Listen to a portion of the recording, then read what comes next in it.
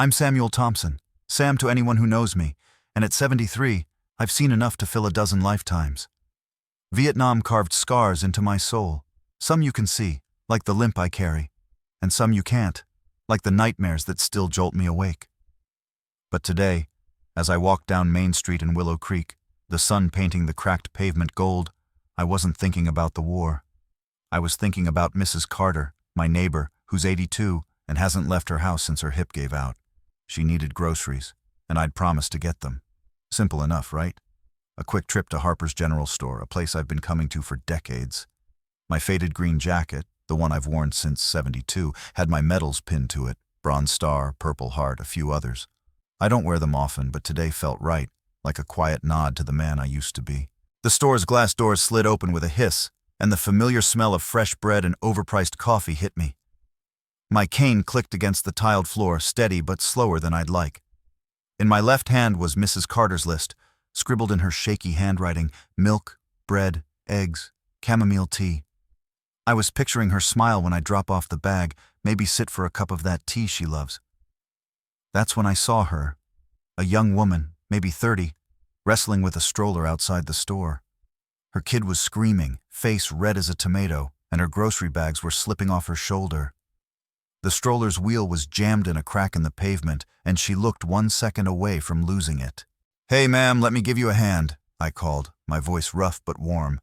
I set my tote bag down and knelt, ignoring the sharp twinge in my knee. The wheel was stuck good, but I've freed worse things in my day. Supply trucks and jungle mud come to mind. A little wiggling, a gentle tug, and it popped free. I steadied the stroller as she caught her breath, her eyes meeting mine with gratitude. "Thank you, sir," she said, brushing a strand of hair from her face. "You didn't have to do that." "Didn't have to, but I wanted to," I said, managing a smile. I held the door open for her, the kid still fussing but calmer now. It felt good, you know, like I could still make a difference, even if it was just a stroller on Main Street. I stepped inside after her, ready to grab Mrs. Carter's stuff and get home before the afternoon heat kicked in. That's when it all went sideways. Behind the counter was Ethan, the new assistant manager. A wiry guy, late 20s, with a face that looked like he was born annoyed. I'd seen him around, always barking orders at the cashiers like he owned the place. His eyes zeroed in on my jacket, on the metals glinting under the store's harsh fluorescent lights. "Well, look at this," he said, loud enough for the whole store to hear. "Old man thinks he's Captain America, parading around with his shiny toys." A couple of customers chuckled, and my stomach twisted. I've taken fire, seen buddies fall, carried wounds that still ache when it rains. But this hit different. I stopped, my cane planted firm, and looked at him. "Just here to shop, son," I said, keeping my voice even. Inside, though, I was boiling. Those medals weren't toys. They were blood, sweat, and nights I'll never forget. The Bronze Star, that was for dragging a wounded corporal out of a firefight, bullets kicking up dirt around us. The Purple Heart, shrapnel in my leg, 1969. But I wasn't about to explain that to this kid. Ethan leaned over the counter, his smirk growing. "Shop? Sure, Grandpa, but don't expect a hero's discount just 'cause you pinned some junk on your coat. This ain't a museum." The chuckles turned into murmurs, and I felt every eye in the store on me. A teenage cashier giggled, then caught herself looking away. An older woman in line shook her head, but nobody spoke up. I wanted to fire back, tell him about the jungle, the fear, the friends I buried. But the words stuck in my throat, heavy as lead. Shame crept in, hot and bitter, like I was being stripped bare in front of the whole town. I turned toward the aisles, my cane tapping louder than I meant it to. The store felt smaller, the lights too bright, the air thick with whispers. I grabbed the milk, the bread, the eggs, each move mechanical, my mind racing. Why did I wear the medals today? Was I asking for this? No, damn it, I wasn't. I earned those medals, every one of them. But Ethan's words kept echoing, like a taunt I couldn't shake. I glanced at the young mother from earlier, now at the checkout. She gave me a small, sympathetic nod, but it didn't ease the sting. As I reached for the chamomile tea, a kid, no more than 10, tugged at my sleeve. "Mister, are those real medals?" he asked, his eyes wide with wonder. I forced a smile, my chest loosening just a fraction. "Yeah, son. Real as it gets. Earned 'em a long time ago." He grinned, like I was some kind of legend, and for a second I felt like Sam Thompson, the soldier, not the old man with a cane. Then Ethan's voice cut through again, sharp as a blade. "Don't waste your time, kid. He's just playing dress-up." The kid looked confused, glancing between me and Ethan. I wanted to say something, anything, to shut that punk up, but my pride was in tatters. I headed to the checkout, my hands shaking as I set the items on the counter. Ethan scanned them slowly like he was savoring my discomfort. "Cash or card, hero?" he said, his voice dripping with mockery. I slid him a 10, my jaw tight, and grabbed the bag. As I walked out, the kid waved shyly, but Ethan's laugh followed me like a shadow. I stepped into the sunlight, the bag heavy in my hand, my heart heavier. I'd faced worse than Ethan in my life, far worse. But this felt personal, like a betrayal of everything I'd fought for. Mrs. Carter was counting on me, and I'd get her these groceries. But inside, a fire was kindling, one I hadn't felt in years. I wasn't done yet. What happened next changed everything. You won't want to miss how this unfolded. I woke up the next morning with a knot in my gut, the kind that feels like you swallowed a rock. Ethan's words from yesterday at Harper's General Store still burned, his smug hero jab, the laughter, the way he made my medals feel like cheap trinkets. I'm Sam Thompson, 73 years old, and I've carried heavier burdens than that punk's insults. Vietnam taught me that. But sitting at my scarred kitchen table sipping black coffee strong enough to wake the dead, I couldn't shake the shame. My medals sat in their wooden box, untouched, staring at me like a challenge. I'd worn them yesterday to feel something, maybe pride, but all I got was a kick in the teeth. I could have stayed home, let it go, but that's not who I am. Mrs. Carter, my neighbor, called last night, her voice thin as paper, asking if I could grab a few more things she forgot. Sugar, canned soup, maybe some cookies if they were on sale. "You're a blessing, Sam," she said. That's what kept me going, her gratitude, the way she leaned on me.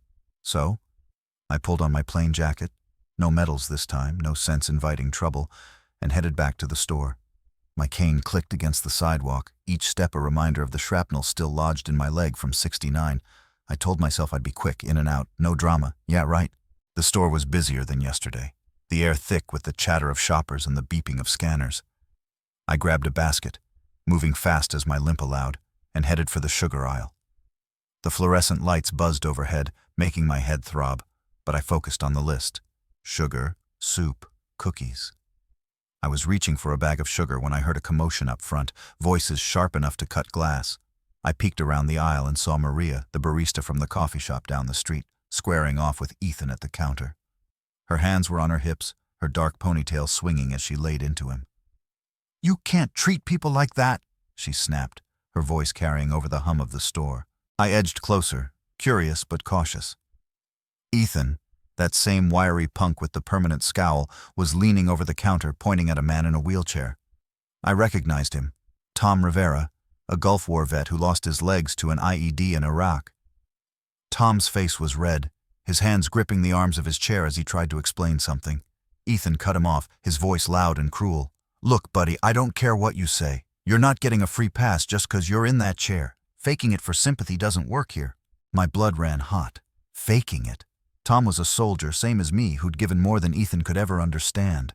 I set the sugar in my basket and stepped forward, my cane hitting the floor harder than necessary. "Ethan, that's enough," I said, my voice low but steady, like I was calling in coordinates under fire. Every head in the store turned and the air got thick, like the moment before a storm breaks. "Tom's a good man. He doesn't need to prove anything to you." Ethan spun toward me, his eyes narrowing. "Oh, great, it's you again. Another has been sticking his nose where it doesn't belong. What is it with you old guys? Always acting like the world owes you something." His words were a slap, but I'd taken worse. Still, they stung, digging into the raw wound from yesterday. I could feel my pulse in my temples, my grip tightening on my cane. "We're not asking for special treatment," I said, stepping closer. "Just basic respect. Something you clearly don't understand." Maria jumped in, her voice sharp as a blade. "You're way out of line, Ethan. These men served our country and you're treating them like garbage." The crowd was quiet now. No chuckles this time, just uneasy glances. Ethan crossed his arms, his smirk back like a bad habit. "Served? That's ancient history. This is my store and I don't have to put up with your sob stories." His arrogance was infuriating. like he thought he could rewrite our lives with a wave of his hand. Before I could fire back, Ethan gestured to a security guard, a big guy named Carl who'd been hovering near the door. "Get these two out of here," Ethan barked, pointing at me and Tom. Carl hesitated, his broad shoulders tensing, his eyes darting between us. I could tell he didn't like this, but orders were orders. My chest tightened. Not at Carl, but at the whole damn system that let a guy like Ethan throw his weight around. I've faced down enemies with guns, but this was a different kind of fight, one I wasn't sure I was ready for. Tom spoke up, his voice shaking but strong. "I just wanted to buy some groceries, man. You don't get to spit on what I gave for this country." His words hit like a punch, and I saw a few customers nod, their faces hardening. Maria pulled out her phone, her fingers moving fast. "This is going on the internet," she muttered, aiming the camera at Ethan. I didn't know much about social media, but I knew a spark when I saw one. This was about to catch fire. Ethan laughed, a harsh grating sound that made my skin crawl. "Go ahead, film it. Nobody cares about a couple of old soldiers whining for attention." He turned to the crowd, raising his voice. "These guys think they can waltz in here and demand special treatment because they wore a uniform ages ago. Well, newsflash, nobody cares." His words were meant to rally the room, but they fell flat. I saw a woman in line clutch her purse tighter, her lips pursed. A guy in a flannel shirt shook his head, muttering to his wife. The mood was shifting, and Ethan didn't see it. Carl took a step toward me, his hand half raised like he wasn't sure what to do. I stood my ground, my basket heavy with sugar and soup, my heart heavier with anger. Outside, I noticed a crowd forming, shoppers, passers-by, even the kid from yesterday with his dad. Their voices were low but growing, like a wave about to crash. I looked at Tom, his jaw set, his eyes fierce despite the humiliation. I felt it too, that fire, that need to push back. I wasn't just fighting for me anymore. This was for Tom, for Mrs. Carter, for every vet who'd ever been dismissed. "Apologize to Tom," I said, my voice cutting through the tension like a knife. "Now." Ethan's smirk faltered just for a second, but he doubled down. "Apologize for what? You're both just leeching off the past." The crowd murmured, louder now, and I saw Maria's phone still rolling, capturing every word. My hands shook, not from fear but from a rage I hadn't felt since the war. This wasn't over, not by a long shot. This is the tipping point. Everything you've been waiting for is right here. Stay with me to see how I put this guy in his place. I stood there in Harper's General Store, my cane planted like a battle standard, staring down Ethan, that smug assistant manager who thought he could spit on my service and Tom's sacrifice. The air was thick, the kind of tension you feel before a firefight, and the crowd's murmurs were rising like a tide. I'm Sam Thompson, 73, a Vietnam vet who's seen enough to know when a fight's worth having. Right now, with Tom Rivera in his wheelchair beside me, his face tight with anger, and Maria filming the whole mess on her phone, this was a fight I wasn't backing down from. Ethan's last jab, "You're both just leeching off the past," hung in the air, and my blood was boiling. I'd taken insults before, but this was personal, a slap at every soldier who ever put on a uniform. The store was a pressure cooker, customers frozen, watching like they were waiting for the next move in a chess game. Maria, bless her, was still recording, her dark eyes blazing as she called Ethan out. "You're abusing your power and everyone here sees it," she said, her voice sharp enough to cut steel. Ethan's smirk twitched, but he wasn't backing down either. "This is my store," he shot back, "and I say who stays. You two," he pointed at me and Tom, "are out. Now." He nodded at Carl, the security guard, who looked like he'd rather be anywhere else. Carl took a hesitant step toward us, his big frame looming but his eyes apologetic. I tightened my grip on my cane, my knuckles white. I wasn't afraid of Carl, he was just following orders. But the whole setup made my skin crawl. Here we were, two veterans, one in a wheelchair just trying to buy groceries, and this punk was treating us like dirt. I could feel the old fire from '69, the one that got me through jungles and ambushes, flaring up. "We're not going anywhere until you apologize to Tom," I said, my voice low but hard, like I was giving a command. The crowd stirred, a few nodding, others whispering. Ethan laughed, a nasty grating sound. "Apologize? For calling out a couple of old guys fishing for pity? Dream on." That's when the doors slid open with a whoosh, and the whole place went dead quiet. 3 men in crisp military fatigues marched in, their boots hitting the tile like drum beats. Special forces, no question. Shoulder patches, steely eyes, the kind of presence that makes you stand straighter. The lead guy, tall with graying hair and a jaw like granite, had a name tag, Sergeant Ramirez. He scanned the room, taking in Ethan's sneer, my stance, Tom's clenched fists, and Maria's phone. "What's going on here?" he demanded, his voice calm but carrying the weight of authority. It was like the air shifted, like someone had finally shown up to call the shots. Maria didn't miss a beat. She stepped forward, holding her phone like a weapon. "This guy," she said, pointing at Ethan, "is harassing veterans. He mocked this man's service medals yesterday, and now he's accusing this man of faking his disability." She nodded at Tom, whose jaw was still tight, his eyes locked on Ethan. Ramirez's gaze flicked to me, then Tom, and I saw something in his expression. Recognition, maybe respect. "Is that true?" he asked, his tone even but edged with steel. I nodded, my throat tight. "Yes, sir. I was shopping for my neighbor yesterday when he started in on my medals. Called them junk. Today he's going after Tom, saying he's faking his injury. We're just trying to buy groceries." Tom chimed in, his voice shaking but strong. "I lost my legs in Iraq and this guy thinks it's a scam, says I'm begging for sympathy." The crowd gasped, low and angry, and I saw a woman in the back wipe her eyes. Ramirez's face hardened and he turned to Ethan, who was starting to look like a kid caught stealing. "You got anything to say for yourself?" Ramirez asked. Ethan stammered, his bravado crumbling. I didn't mean it like that. It was just a joke." A man in the crowd wearing a flannel shirt snorted. "Some joke, pal." A woman next to him called out, "You should be ashamed!" The murmurs grew louder, a chorus of disapproval that made Ethan's face go pale. I could see him shrinking, his swagger gone, but I didn't feel sorry for him, not after what he'd done. Ramirez raised a hand, silencing the room. "This store's closed until we sort this out," he said, his voice like a gavel. "Nobody disrespects our veterans on my watch." He nodded to the other two soldiers, who moved to the doors, calmly directing customers to leave. Ethan tried to protest, his voice high and shaky. "You can't just—" Ramirez cut him off with a look that could stop a tank. "I can, and I am. Step outside." Ethan froze, then followed, his shoulders slumped, avoiding my eyes. As the store cleared, Ramirez turned to me and Tom. "I served in Afghanistan," he said quietly, his eyes meeting ours. "Lost good men. You don't deserve this." His words hit me like a lifeline, pulling me back from the edge of the shame I'd been carrying. For the first time in years, I felt seen, not as a limping old man, but as a soldier who'd given everything. "Thank you, sir," I said, my voice thick. Tom nodded, his eyes glistening. Outside, the crowd was growing, spilling onto the sidewalk. News vans were pulling up, their antennas poking the sky like they'd caught the scent of a story. Maria was still on her phone, uploading the video, muttering, "This is going viral." I didn't know much about the internet, but I knew what justice felt like.